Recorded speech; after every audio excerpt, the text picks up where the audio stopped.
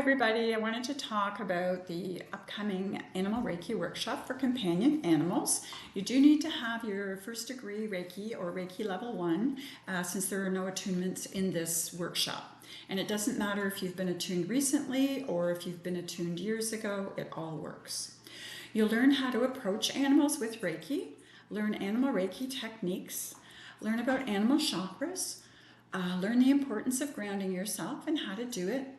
Learn about Reiki hand positions for pets, hands on, hands off, and from a short distance away. How to begin and end a session, how to energize items. We'll be energizing a towel, energize food and water for extra Reiki healing. We'll be doing a meditation as well.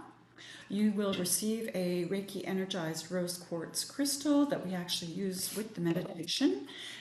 You'll receive a certificate of completion.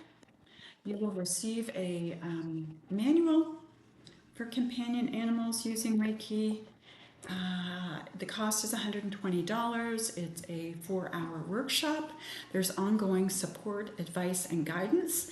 After the workshop, I love to hear how much your pets and animals are enjoying their Reiki sessions.